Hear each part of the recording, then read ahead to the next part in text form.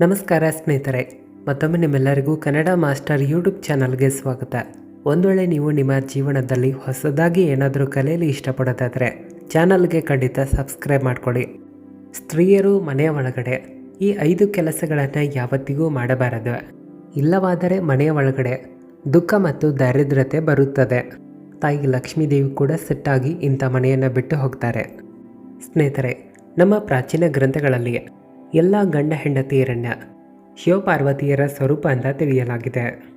ಮದುವೆಯಾದ ನಂತರ ಹೆಂಡತಿಯ ಭಾಗ್ಯವು ಕೂಡ ಗಂಡನೊಂದಿಗೆ ಹೊಂದಿಕೊಳ್ಳುತ್ತದೆ.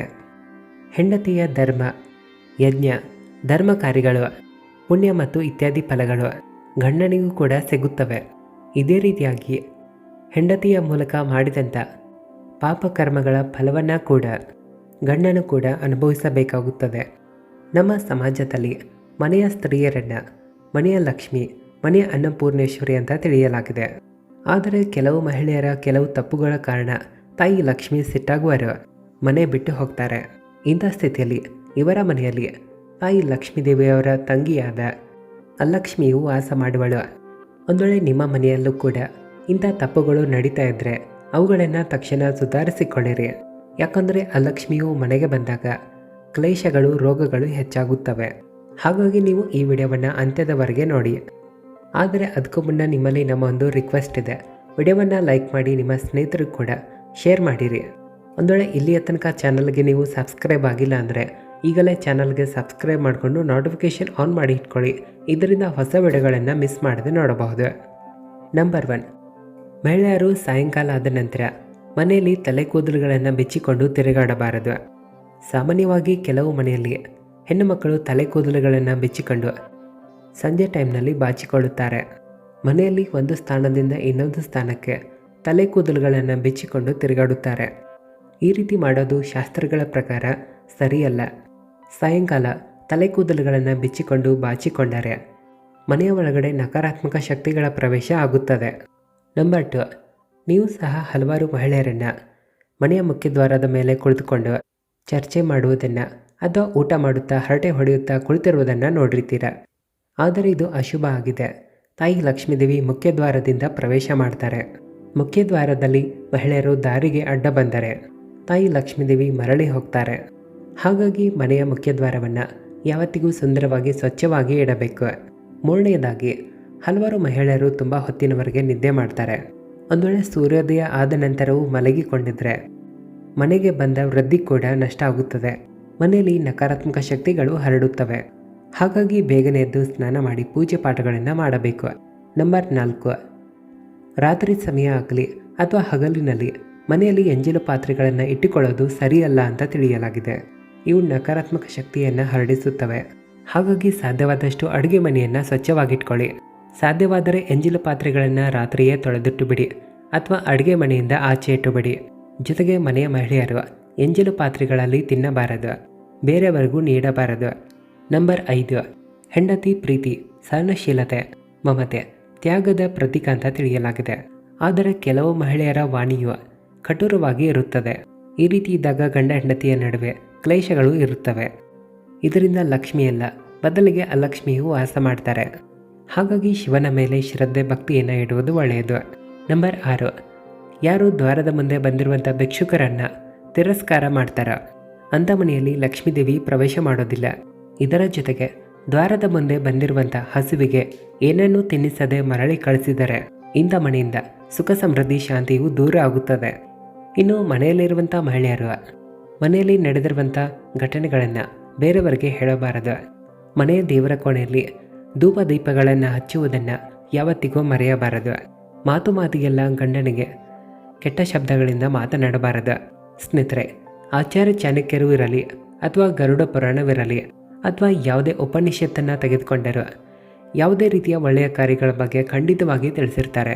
ಒಂದು ವೇಳೆ ಪ್ರತಿದಿನ ಮುಂಜಾನೆ ಈ ರೀತಿಯ ಕಾರ್ಯವನ್ನು ನೀವು ಮಾಡಿದ್ರೆ, ಇಲ್ಲಿ ಪ್ರತಿದಿನ ಆಗಲಿ ಪ್ರತಿ ವರ್ಷ ನೀವು ನಿಮ್ಮ ಜೀವನವನ್ನು ಹಾಳು ಮಾಡ್ತಾ ಇದ್ದೀರ ಅಂತಲೇ ಅರ್ಥ ಮಾಡ್ಕೊಳ್ಳಿ.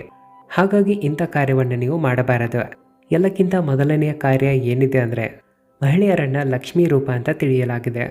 ಮುಂಜಾನೆಯ ಸಮಯದಲ್ಲಿ ಯಾವುದೇ ಮಹಿಳೆಯರನ್ನು ನೀವು ಅವಮಾನ ಮಾಡಿದ್ರೆ ಇಲ್ಲಿ ದೊಡ್ಡದಾಗಿರುವ ಪಾಪವು ಅಂಟಿಕೊಳ್ಳುತ್ತದೆ. ಇದರಿಂದ ಮನೆಯ ಯಶಸ್ಸು ದೂರ ಆಗುತ್ತದೆ. ಬಡತನವು ನಿಮ್ಮನ್ನು ಬೇಗನೆ ಆವರಿಸುತ್ತದೆ. ಹಾಗಾಗಿ ಮುಂಜಾನೆ ಎದ್ದ ತಕ್ಷಣ ಯಾವುದೇ ಮಹಿಳೆಯರಾಗಲಿ ನೀವು ಒಳ್ಳೆಯ ರೀತಿಯಲ್ಲಿ ನಗುತ್ತಾ ಮಾತನಾಡಬೇಕು. ಇನ್ನು ಎರಡನೇದಾಗಿ ಈ ಒಂದು ಮಾತನ್ನು ನೆನ್ಪಿಟ್ಕೊಳ್ಳಿ. ಮುಂಜಾನೆ ಸಮಯದಲ್ಲಿ ಯಾವುದಾದ್ರೂ ವ್ಯಕ್ತಿಗಳು ಏನಾದರೂ ಕೇಳಲು ಬಂದರೆ, ಅಂದರೆ ನೀವು ಸ್ನಾನ ಕೂಡ ಮಾಡಿರುವುದಿಲ್ಲ, ಪೂಜೆ ಪಾಠಗಳನ್ನು ಮಾಡಿರುವುದಿಲ್ಲ, ಯಾರಾದರೂ ಉದ್ದರಿ ಹಣ ಕೇಳಲು ಬಂದಿರ್ತಾರೆ, ಇಲ್ಲಿ ಮರೆತರೂ ಹಣವನ್ನು ಕೊಡಬಾರದು. ಒಂದೊಳ್ಳೆ ಈ ತಪ್ಪನ್ನು ಮಾಡಿದ್ರೆ ದರಿದ್ರತೆಯು ನಿಮ್ಮನ್ನು ಆವರಿಸುತ್ತದೆ.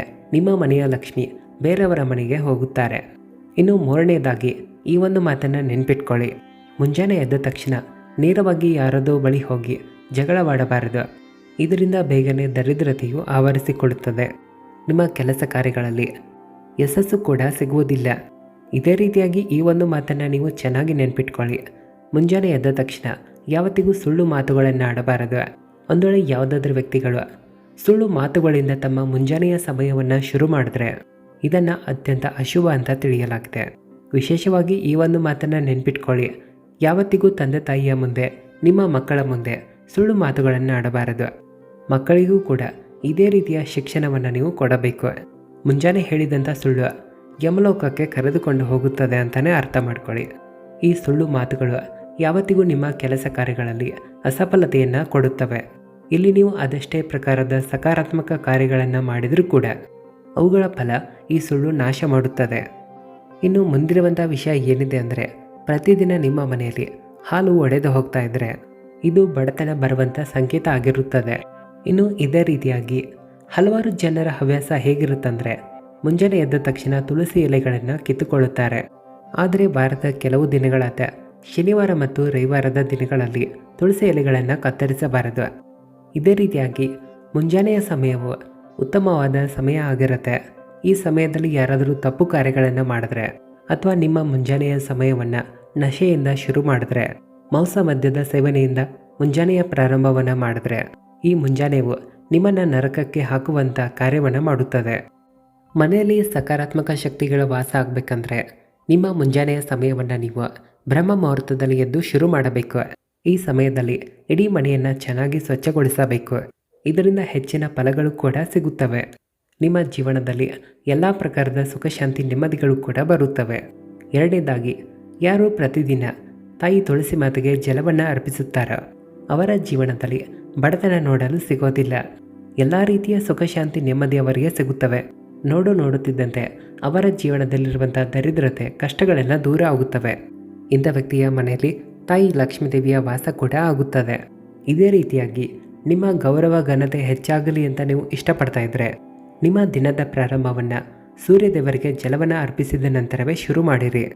ಇದೇ ರೀತಿಯಾಗಿ ತಿಂಗಳಲ್ಲಿ ಬರುವಂಥ ಅಮಾವಾಸ್ಯೆ, ಹುಣ್ಣಿಮೆ, ಏಕಾದಶಿಯ ದಿನಗಳಲ್ಲಿ ಮನೆಯ ಮುಖ್ಯ ದ್ವಾರದ ಮೇಲೆ ಸ್ವಸ್ತಿಕವನ್ನು ರಚನೆ ಮಾಡಿದ್ರೆ ಇದು ನಿಮ್ಮ ಮನೆಯಲ್ಲಿರುವಂಥ ದರಿದ್ರತೆಯನ್ನು ನಾಶ ಮಾಡುತ್ತದೆ.